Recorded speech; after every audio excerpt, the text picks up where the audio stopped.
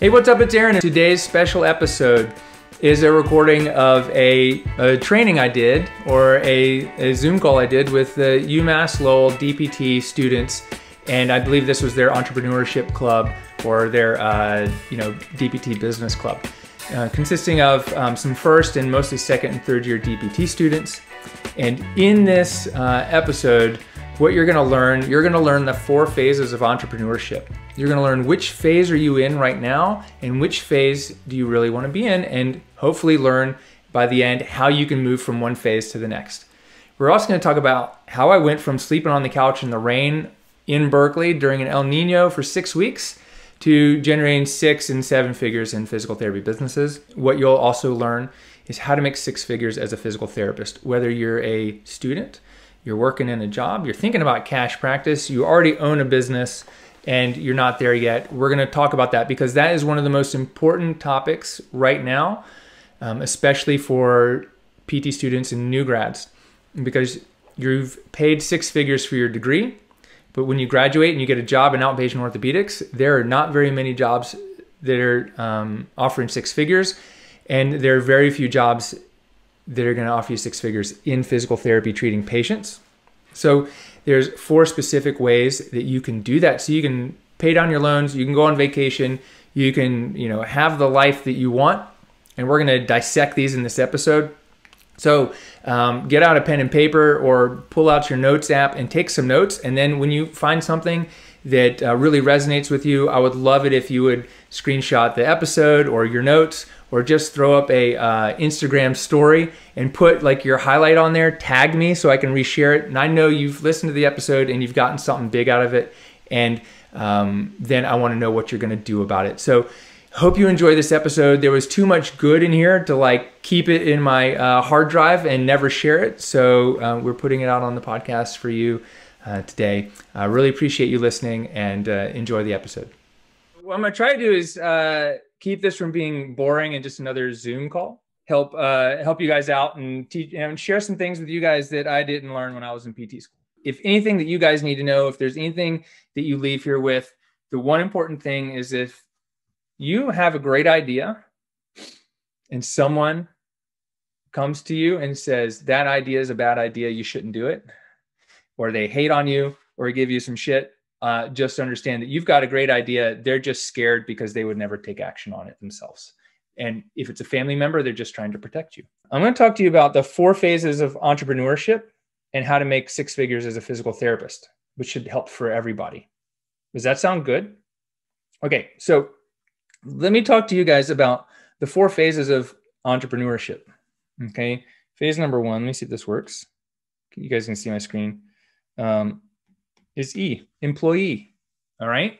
So you're an employee. Being an employee is not a bad thing. It's great. You clock in at 8 and you're out at 5 p.m. or 6.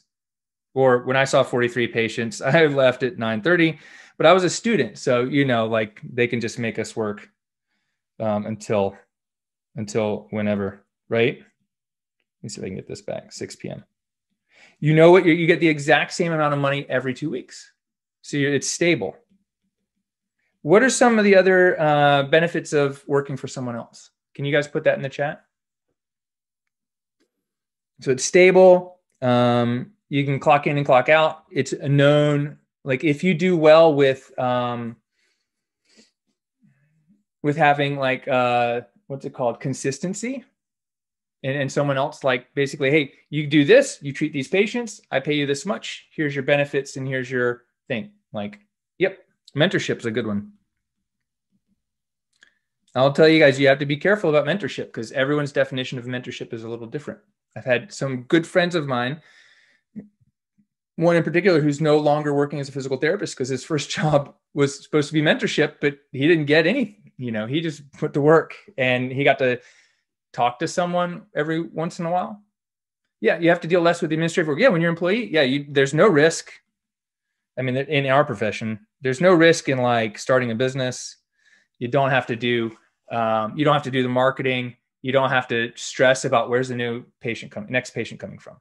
Okay, great. So the next one is, let's see, I was trying to need a different color, but it's just blue is self-employed. Okay, so self-employed, you go out, you say, hey, I'm going to start seeing people, whether it's a side hustle or a full-time thing. A self-employed physical therapist is someone that is basically, you make money when you spend time helping people. Okay, so this is where you trade time for money. Okay, it's great. I did this for a long time, a lot longer than I probably should have looking back. This is where the benefits are. Well, you don't have someone micromanaging you. You don't have someone telling you when to work or when not to work. You can take time off when you want. You can travel whenever you want. But the downfall is you've built yourself a job. You're your own boss. But if you want to take off, let's say a week to go to PPS, which this is the thing I struggled with. How do I go to PPS and pay $1,000 to be there? They stay at these really nice hotels. I could spend $200 a night, and I got to take, and it's all during the middle of the week. Because if I wasn't in the clinic, I wasn't treating patients, and there was no money. So when you're self-employed, you have, you're still kind of stuck. Okay, so I want you guys to think about, like, if you're going to start a business, I want you to think about, like, you might spend some time in the self-employed, but I want you to think about how we're going to get to the next category. So even as a self-employed, let's say even a cash practice or in network, you're going to earn anywhere from 100,000 to probably 250. Okay. Now, how do you earn 250? If you're seeing, let's say you're, whether you're charging or collecting, if you're doing what we're doing and you see 250 times 22 people a week times 45 weeks of the year, you're about, so if you're charging what we're charging, it's like 247, 500. Okay, that's 22 patients a week, one-on-one. That's dope, right? Does anyone here not want to bring in $250,000 a year? Okay. So there's a lot that goes into it. Like you guys said, like there's the marketing, the admin work, the setup. If I take time off, I don't make money. So that's kind of the self-employed trap, which is fine. Some people spend years here. But how do we start getting out of that into the business owner category where you own a business? Can anyone guess, like, what's the difference between being self-employed and owning a business? You guys would love it if you put it in the chat. Just let me know. What are your thoughts?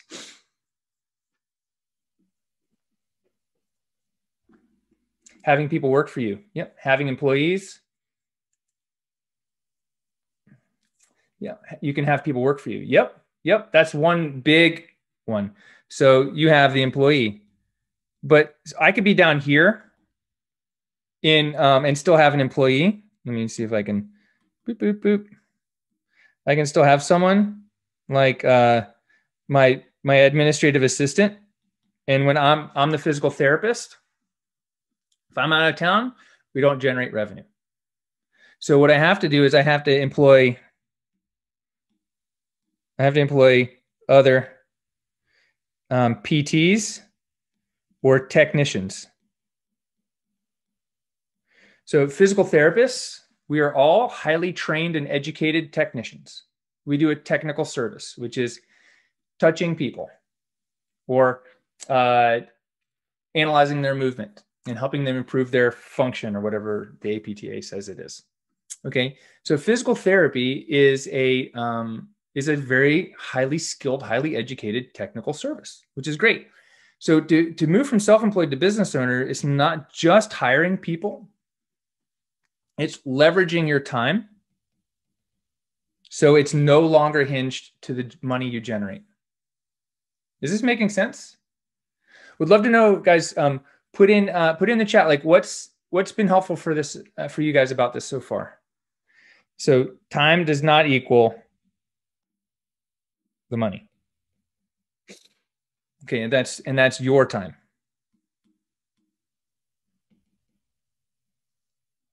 Okay. Make money without being there. Yep. Other people make money for you. Yes. Yep. Yep. More of a constant flow of cash. Even if you take the day off, you don't have to do everything. So if you have like an online business, what that looks like is you could still be in self-employed, but you start moving into business owner when you have when you can automate sales. Okay, and I'm a lefty. My handwriting is not that great, but it's about, so if you're doing like online business only, like in my coaching business, when I started selling my courses, I was automating them through webinars. And you can do a combination of this. I have clients that do this as a combination in their businesses where they're treating patients, but they're automating wellness services, sales, courses, things like that. So a business owner, the number one thing most business owners get wrong is that they think that they are the most important person in the business. Okay, they get stuck. I was on a call with a physical therapy business owner a few years ago, and he was like, "Oh, Aaron, I just need to learn more marketing." I was like, "Well, why?" He's like, "Well, the PTs I employ aren't busy. They're only treating half the patients I'm treating." And they were basically responsible for their own caseload, but he's like, "But we just need to do more marketing." And I was like, "Well, how many patients a week are you seeing?" He's like, 40, 45. Okay, great. One-on-one for an hour. He's busy. He's got these two people he's paying who are only seeing like half as many, and he's resentful. Well, what he wasn't doing and he wasn't willing to do was move his patients over to their schedule so he had more time, because then he could go market the business, fill their schedule, because what it is, it's about leveraging your time. And that's where we get to this last one. Let me see if I can get the thing here, where you start getting into entrepreneurship, where you leverage you leverage time to do more income, more impact, and time. So income, impact, and time, because time is more valuable than money, and impact is more valuable than time. So how do I help the most amount of people? It's not treating them one-on-one. I can help people very deeply or very specifically one-on-one, and that's important. But how do I leverage my time to help even more people? And time is more valuable than money, because time is always running out. Like, we're only going to live so long, right? But we can always get more money. If I can go get a job, I can get paid every 2 weeks. Bank account, I'm going to get a couple thousand, $3,000 to $5,000 every 2 weeks. And that's always going to replenish, but time is running out. So I judge my my actions, my choices, make decisions based on how much time is this going to give me versus how much money am I going to get. Is this making sense to you guys? Just type in like makes sense, or just tell me what are you getting out of this? Just put that in the chat. Like, is this making sense? Just put in a yes. If you're getting something out of this, you have an insight, please share it. Daniel says, "Small is great. Makes sense. Makes sense. This is great." Yeah. So no one taught me this in PT school. In our business class in PT school, it was, here's the history of insurance. Here's what average copays are. United Healthcare only wants to pay $45 no matter what you do. Design a clinic. You have a $250,000 budget, and it has to be a 5,000 square foot clinic, and write out a business plan. I'm like, can we just do 1,500 square feet? No. Okay, my clinic next door is just a little bit bigger than 1,500 square feet, and we have room for 3 full-time therapists. We just don't we don't utilize it, because 1, we don't want to, and 2, COVID kept us from growing this year. But we've had as many as 2 PTs when I was treating patients, and part-time massage therapist, and it's for 1,500 square feet. I mean, that's a great size, and we were underutilizing it at that point. So what do? We maximize our time. So for the clinic this year, when COVID took all our patients away, I mean, there was a point at which we canceled everyone for about 4, maybe 6. We canceled everyone for a week, but we really just moved everyone to telehealth, and 90% of our patients moved over to telehealth. And then as things started to open up, they weren't going to tolerate telehealth anymore, and we started seeing people in person again, like July-ish. But everything we did in those 3 months, pretty much April, May, June, to make our systems even better even more solid to create more online courses and work on our application funnels and work on our lead magnets. We had a fourth quarter in 2020 that was a better fourth quarter than 2019. Actually, like October was one of our top months ever in our clinic. This is October 2020, which is kind of crazy. Seeing as after the election in November, we had 8 people on the schedule that week. Monday, someone canceled. Then we had 7. And then by Wednesday afternoon after the election, we had 9 new patients scheduled for Thursday and Friday. And our average number of visits a week is pre-COVID is like 25 to 28. For me personally, seeing 26 people a week was a little too much. Entrepreneurs, where we want to be. Yeah, absolutely. So let me see if I can turn this guy back on. So entrepreneurs, where you really want to go to, right? Because if you stop at self-employed, what happens when you retire or want to go on vacation? A business owner is great. And a lot of people, you could stay here, but what really does an entrepreneur do is they leverage their time to generate more money and greater impact so you can focus on multiple things. I would even say an entrepreneur is someone who is a creative problem solver and is willing to take risks to help even more people, even almost to the detriment or expense of themselves if they're not careful, themselves and their personal relationships and family if they're not careful. And not everyone's an entrepreneur. There's some great business owners, but not everyone's an entrepreneur. But entrepreneurship, I believe, is where you can let your creativity. That is like once you become an entrepreneur, failure is not possible. Like a business owner can always close down their business, but an entrepreneur does never stop. Does that make sense? Okay, so let me. We'll come back to this. I wanted to show you guys 4 ways to make 6 figures as a physical therapist.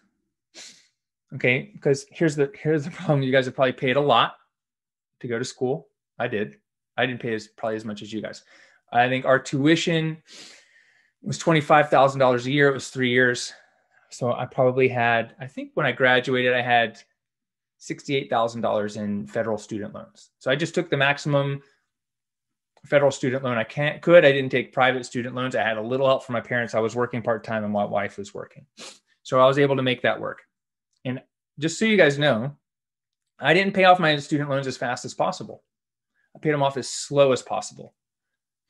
Okay, my goal was to get out of school, and I only consolidated the first year into a lower rate because I could, but then after that I couldn't. But I kept it as a federal loan. I got on the graduated repayment plan because it was the way for me to pay the least amount as possible. You guys are gonna hear people talking about Dave Ramsey. He's gonna tell you, eat rice-a-roni and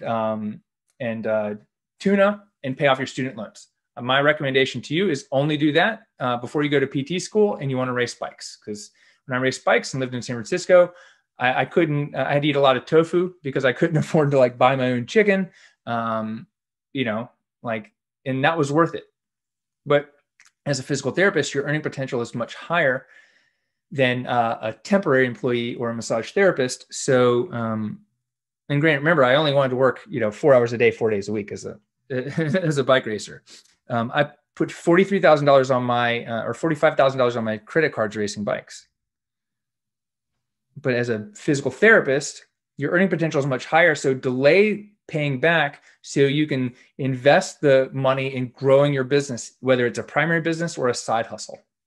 So if you can spend a year or two finding a side hustle that brings you in $2,000 a month, now you could just start putting that to your loans if you want to pay it off. But spend the time and invest the money you need to learn what you need to learn, get the coaching you need to get to the point where you've got an easy side hustle or an easy primary business. And then it was only 2 years ago, once my clinic was fully automated and my coaching business started taking off, I said, hey, I'm going to put some extra money into my student loans in big chunks. And I was able to pay it off, but it took me 10 years. Does that make sense? Making sense for you guys? So how are we going to make 6 figures? 1, go get a home health job. Get a home health job and negotiate a salary where you're making over 6 figures. Okay, which is great. But not a lot of us got into PT to do a home health.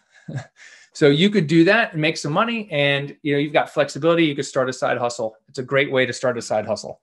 But I've worked with people who've Like Alexa Sams was making $108,000 a year doing home health in Phoenix. And she had it too good. And it was really hard for her to move into her cash practice. It took her 3 years of doing cash practice as a side hustle when she finally decided to commit and quit her job. Through the coaching program that we did together, she tripled her income, or she went from $2,900 a month to $8,900 in 3 months. Right? So she got back to her 6-figure level in 3 months, but taking that leap was one of the hardest things she had to do. And she did it because I was able to put together a plan for her. But getting a home health job, you want to make 6 figures, great. Okay, let's say you're in this for an ortho job, and I don't have anything to draw right now. You're like, I want to work with orthopedics, whatever, but it doesn't pay as well. Great. Do the job because you love it, but find another problem you can solve and start a side hustle. And it can be as a cash practice. It could be doing something online. You can bring in, if you bring in $2,000 a month with a job paying you $76,000 a year, your $2,000 a month side hustle is 24, and now you've got $100,000 a year as a PT. So a side hustle, and it can be online, it can be through social media. If you do it right, you should be, if you're doing social media, you have followers, you should be expecting to make a minimum of $10 per follower or per email address per month. So if you start collecting leads, followers are not dollars and followers aren't leads. They don't belong to you. They need to be on your email list. And a few people do it right. A lot of people are just out there to get followers. So how can we get, all you need is one person to pay you $2,000 a month to go to their house every morning and make them breakfast, or write their training program once a week and meet with them at the gym twice a week. That's really all you need. So that's the other way to do it. So think about it, like, what can I do Friday evenings before I go out? Right now we're not going out. So what can I do on Friday night before I watch a movie and eat some popcorn, or Saturday morning for 4 hours? It doesn't take much time to do it. You just have to figure out what people want you to help them with. Okay, the third way to do this is to start your own business. You have to charge what you're worth. So don't charge anything less than $150 a visit. More like $200 to $250 should be what you should be looking at charging. How do you do that? You don't charge per hour. You create a plan of care for people, and you position the value of what you can do for them versus the cost of the plan of care. And depending on what you charge and how many patients you want to see, like I showed you before, you can bring in, 150, just working 9 patients a week, charging what we charge in my clinic is $108,000 a year. And that's just 9 one-on-one visits a week. And so depending on how many people you want to see, that limits your earning potential until you start hiring other people. Or 4 would be to start an online business. Like, you can take your side hustle and all you got to do is generate $8,400. And how would you do that? That's 28 course sales at $297. This is one of my mastermind members, Marcy Crouch, did this. She's the Down There Doc on Instagram. She just did this in January. You just automate that every month, or 4.2 private coaching clients at $2,000 each. So that's 1 new coaching client a month at a $2,000. So think about this, for $2,000, how long would you train someone? My coach, Bedros, I learned a lot of stuff from outside the PT industry. My coach, Bedros Koulian, he's the CEO of Fit Body Bootcamp now. When he was a personal trainer, he would sell like 12 and 18-month coaching packages because he's training people. So we can train people too. We're not doing just personal training. We're doing almost like skilled performance rehab training, right? So think of, like, what would that 12-month program look like, or 18-month program? He sold, I want to say he sold like $83,000 in personal training in 1 day. There's a personal trainer who didn't graduate from community college. So the number 2 lesson I want you guys to leave here with is that while you are a highly educated physical therapist, if you want to be successful in business, you have to start studying business. You have to understand you need to work with teachers, professors, clinical instructors, or mentors and coaches, and find groups of people, like mastermind groups, who are doing what you're doing. And always be, don't be the smartest person in the room, because your ego around how good you are at physical therapy and helping people is going to get in your way of being successful in business. because you're going to be afraid to ask a question and look stupid. You're going to be afraid to ask for help, and you're going to second guess the advice given to you, especially if it's free. But even if it's paid, you're going to be like, oh, do you think I should do that? Because I'm going to sit here and analyze it forever and never move. The people that I work with who are the most successful are quick to ask for help. So this is where you set your ego aside, go, okay, if I want to learn something and be really good at something, I need to ask for help. Because it's not that I can't go figure it out on my own. It's that, why would I have to figure it out on my own if someone already knows how to do this and I can just buy the time from them? So like I said before, I buy my time back. I would rather pay someone $5,000 or even $50,000 a year to give me the shortcut to where I want to go, to making $3 million a year. I want the shortcut to that. So I'm willing to pay $50,000 a year to my coach to get that. Not all coaching costs the same, but that's what, I'm like, okay, I'm going to shorten that curve. So I'm going to pay to go find it. So you're quick to ask for help and you're quick to take action. If you sit on the fence and think, well, that possibly won't work for me, or what are all the negative consequences of this happening? It's going to be much harder to find success. So action beats anxiety. So if you have an anxiety or stress about something, just take action on something. And delays kill dreams. So if you delay, the longer you delay, the less likely you are to achieve your goals. And 3, the most successful people are quick to share their wins and their lessons. So how did I get here? I was just sharing what worked for me on like LinkedIn groups, on PPS, like web forums that you guys probably may or may not remember. It was before Facebook groups were existing. I was just sharing what I knew with other people. And then people started asking me, Aaron, can you help me? Can I pay you to help me? And that's how my coaching business was born, because I was sharing what I learned. So those are the big 3 things, or actually the big 4. Don't let anyone stomp on your dreams. The moment you find a hater, it means you're doing something right. So would love to know what was your number 1 insight, or what was most helpful for you guys? Can you put it in the chat? And then Braden says, I was in a fitness facility charging $11,000 for 200 sessions. Do you recommend the more sessions equals less money per session model? I would say find out what the result is that people want and charge accordingly.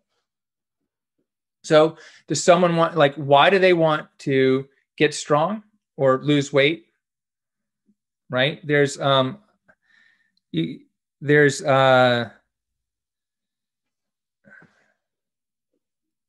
what was it? The third one. Anyways, why do people want to, not just lose weight or come to PT? You got to find out why. Like, what's the why behind the why behind the why?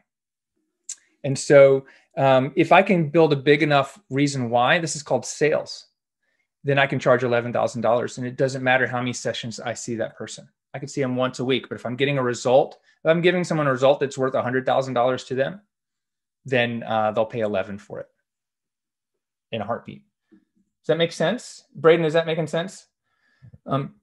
James says, because you mentioned what you recommend to charge per hour per patient. You have to charge what you're comfortable with and then go up into the uncomfort zone, like maybe 10, 20% more, but somewhere around 200, like 199 to 250. But I know people charging 350, even 450 per hour, because they're not charging per hour. They're charging for a plan of care. Because remember, the hospitals are going to bill $600 per unit for your services. I've seen $1,000 per unit, and patients are getting stuck with these bills, and some patients are paying $20. But what's it worth to save someone's life? Keep them out of unnecessary surgery, to keep them from having a physician tell them that they should never bend forward again because their disc will slip out and fly across the room, or some crazy bullshit thing like that. Is that making sense? Braden says, decrease pain. Sean says, most helpful to me was the impact is greater than time is greater than money. Yes. Awesome. I'm glad that landed for you. Thomas says, I'm glad that was a great insight. I love it. I'm going to have to do that again. That just came out of my head in that way.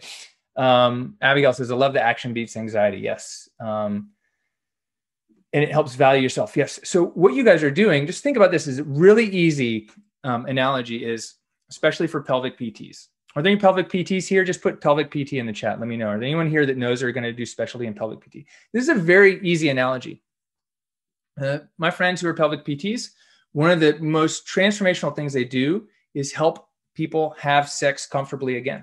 So if sex is painful and you came to see me and within, 6 to 12 weeks, I could help you have sex with your partner again. Like, is there an amount of money you would put on that? Right? I mean, you'd mortgage your house to get it. Probably. So why is it important? Why is that important to you? So like, okay, that's easily worth $2,000 plan of care. And if I can do that in 8 visits in the course of, 10 to 12 weeks, wouldn't you be on board with that program? Okay. It's a little harder when we're talking about CrossFit athletes. So what we have to do is that, okay, what's wrong? Okay, my knee hurts. Okay. What's it keeping you from doing? Going to CrossFit and squatting. Okay. Why is squatting so important? Well, it's because I go to CrossFit and hang out with my bros or my community, right? Well, why is going to CrossFit you could go to yoga.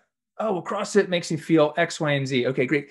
Why is feeling strong so important to you? This is what someone told me. Oh, because I want to feel like I can run across the room and, run across the parking lot and jump over the fence. Okay, great. Why is being able to run across the room and jump over the fence so important to you? Or, it's like, oh, so I can basically if someone's chasing me, I know I can defend myself and get away. Okay, great. So Mrs. Jones, you told me your knee hurts. And in the next 10 weeks, our goal is to help you feel strong and confident enough so you can run across, a parking lot and jump a fence and defend yourself if you have to, right? Yes. Okay, great. I can do that. It's going to take about 10 to 12 weeks. And it's just $19.98. And what we're going to do is when you decide to move forward, I'm going to show you 2 exercises today. I'm do a little treatment and schedule your next visit so that you can go back to CrossFit, not worry about go back to CrossFit, lift and squat every day so you can feel strong, confident, and healthy. And like you can run across the room and jump over the fence easily without worrying about doing any more damage to your knees. How's that sound? And she goes, hell yes, sign me up. Do you see how that switches things around? So we're no longer trading time for money, and we're not selling physical therapy based on time. We're selling it based on the result.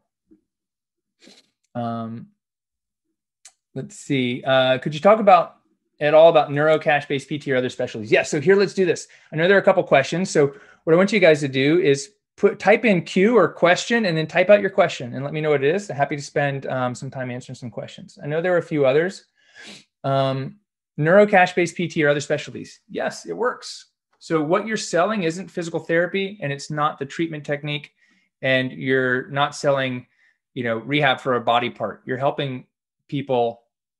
You're helping solve problems with people and creating meaningful change in their life. And we can do that. And if people find value in what you're doing, they'll pay cash for it.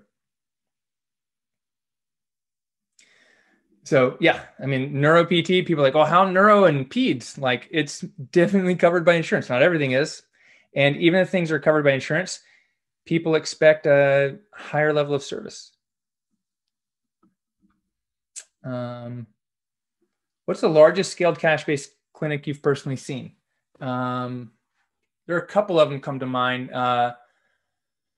John Barnes has a clinic. He teaches myofascial release, and he's got a clinic in Sedona and Paoli with 5 or 6 therapists in each. Ian Kornbluth owns Active Core, and he's got a clinic in Denver, New Jersey, I think Maryland, Pennsylvania, and Georgia, and somewhere else. And he's got about 20 employees. One of my coaching clients, Ben Baggy, has a clinic in Oakland with 3 PTs and that generates $65,000 a month. He started a second clinic in LA when he was down there for 2 months at the end of last year, and he's building out a new. He's already got his 3rd clinic up in Iowa when he moved back home in December, and I have no doubt that he'll build that up. I've worked with this guy Yohei Takata in New York City, who's got 5 other PTs working for him in Manhattan. And with a clinic location like somewhere north of ish. So, they exist. It's just all about, it's not a question that will it work? It's just, is that what you want to do? And can we make it, do you want to make it work? Does that make sense? Okay, Abigail asked a great question. What do you do if people aren't able to afford to pay that? Do you ever run into people not coming back because they can't afford sessions? Yes. And price isn't the objection. It's lack of perceived value. And the biggest thing in physical therapy, there are some people that just can't afford it, but they can't afford a $20 copay either. They would never, in North Carolina, we didn't have a Medicare expansion, or Medicaid expansion. So Medicaid covers 1 to 3 visits for people with Medicaid, and you can only get at the hospital. And you only get 3 visits if you had an amputation or cancer. Generally, if someone has back pain, they get 1 visit. The Medicaid recipients don't have like expendable cash, but we see farmers and teachers were like 38th on teacher pay. We see blue collar workers, factory workers, people that work in retail, and we see people that drive BMWs and Mercedes and whatever. But it's the most difficult thing is that I cannot guarantee you a result. I can't say, Mrs. Jones, in 3 weeks, I'm going to make you $10,000. So when you get started today, for just $2,000, I'm going to show you how to make 10 out of it. There's no math.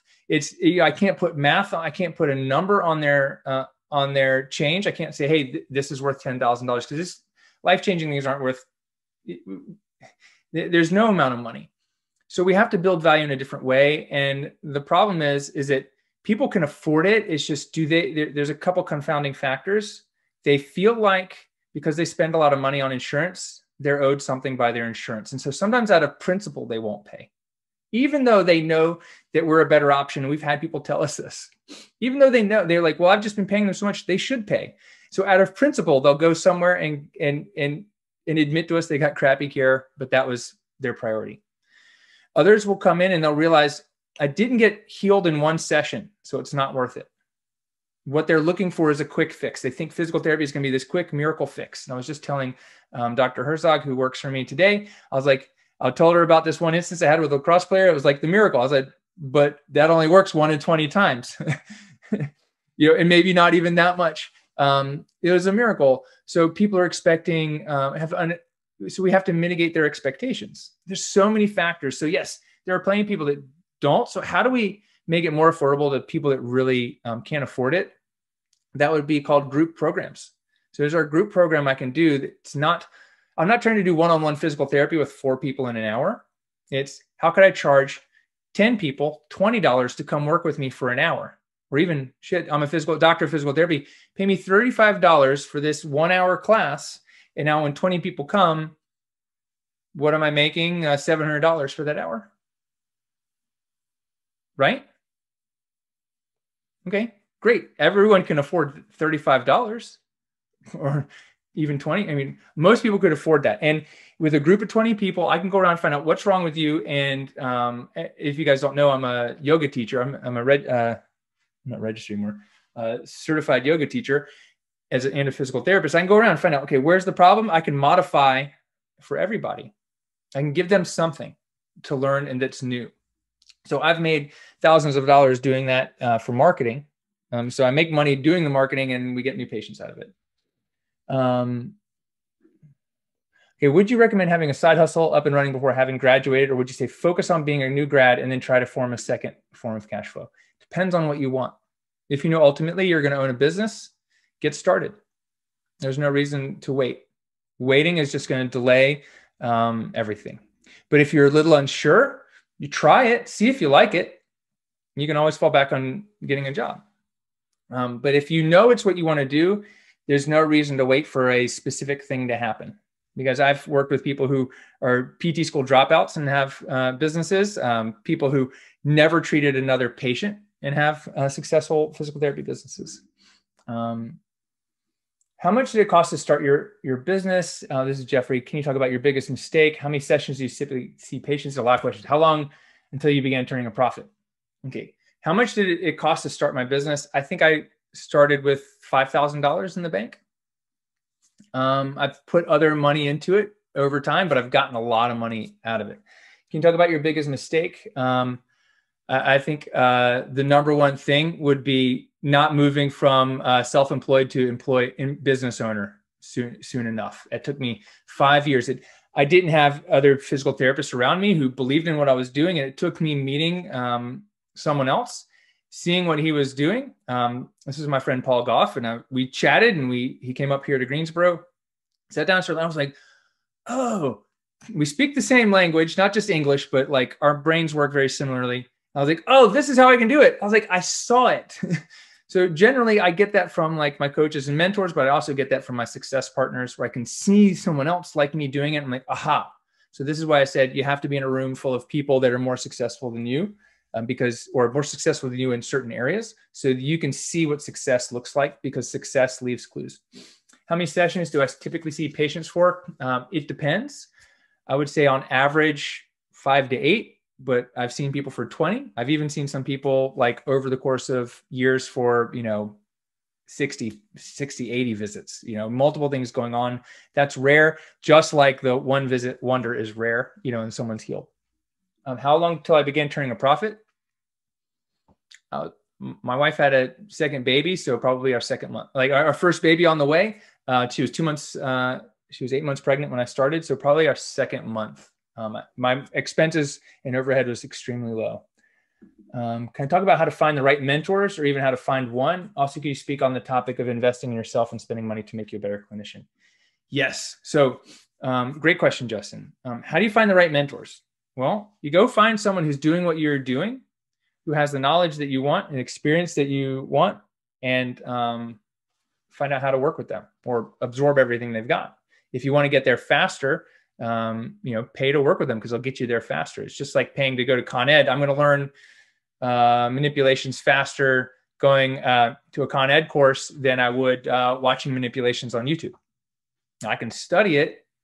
I can read about it in a textbook, but if I can have someone hovering over me, helping me place my hands and doing it, it's going to go much faster. How do you yourself? So the topic of investing in yourself, like you're your own best asset. So you've just spent 3 years getting clinically proficient. If you want to own a business, clinical proficiency doesn't matter. You just have to be able to give people a good result. You just have to be one step ahead of where they are. And you're already one step ahead of basically where all your patients are going to be. It's rare that you're going to have a patient who's been a physical therapist for 20 years. And even if they're a good patient, they're going to listen to you because you've got outside eyes. So it's not just about being more experienced as someone. It's about having outside eyes and an outside perspective. It's like, as a coach, it's like you're in the forest, like running or doing your, what's it called? What are you, orienteering, right? You're going down. I'm in the helicopter, and I can see down through the trees and tell you to turn left or right. And if you turn right, you're going to run over the cliff. But I can say, hey, turn left in 100 meters, and you're going to hit the highway. And that's what a good coach can do, is not tell you exactly how to do everything, but help you navigate so you get there quicker, rather than just running straight and being in the forest forever. Rachel says, is it worth considering going through insurance and doing cash-based PT to offer variety if you're an owner or if your business allows it? Yes. If you could do insurance, one of my coaching clients, Janae Brown? She's out in like San Pedro, California. She has one insurance, like the local 509, like, what's it called? Like Dock Workers Association. They pay like $185 a visit no matter what they do. So like, there's no reason for her not to do it. It's really easy. And then they do cash for everyone else. Or, I think they are in network or contracted with 2 insurance companies. So yeah, I mean, if insurance is going to pay you enough to feed the family and keep the lights on and leverage your time, like, utilize it. But it's just going down and down and down. And it's much harder and harder to get the money. But a combination is perfectly great. And some people start with Medicare plus cash and eventually weed out Medicare or, Blue Cross plus cash. What's my take on residency programs? As it seems they're getting more popular by the year if you're considering cash PT. I think this is the last. I think this is the last. This is a great one to end on. If you want to own a business, don't go through a residency program. An OCS or WCS, a certified specialty like designation, is not going to get your patients to pay you more. The learning process can help you as a clinician. But the initials behind your name, your patients don't give a shit about them. They don't care. Your professors and other people in our industry care because it makes them look good and they feel confident about it. Like, I've spent a lot of money doing this. But if you want to own a business and you want to help a massive amount of people, don't waste your time. There's plenty of places to go learn how to be a great manual therapist or women's health specialist or orthopedic or whatever else. And you can do it, 2 or 3 weekends a year. You can study, you can practicing on your patients, but knowing the nomenclature of joint movements isn't not going to get people to pay you more or grow your business. You should spend that time and money and effort studying business. But if you want to be a great clinician and you want to teach other people in like the university level, you should go do a residency. Does that make sense? Hey, what's up? It's Aaron. Thanks for listening to the show. Whenever you're ready, here's 3 ways I can help you grow your physical therapy business. Number 1, grab a free copy of my book. It's the roadmap to launch, grow, and scale your physical therapy business. Go to cashptblueprintbook.com or DM me the word book over on Instagram, and I'll send you a link to get it shipped to you for free. Number 2, join our Cash PT Blueprint case study program. I'm putting together a new case study group this month. And if you'd like to work with me to launch a 6-figure cash practice and start seeing patients in just 90 days, send me a message over on Instagram with the words case study, and I'll reply back to you with all the details. Number 3, you can join our Cash PT Academy coaching group. I meet with dozens of successful cash practice owners weekly on Zoom to solve business headaches, brainstorm ideas, and teach the latest marketing and business building strategies and tactics. This is our coaching program that takes existing PT businesses and helps them scale to 6 and multiple 6 figures in just 12 to 24 months.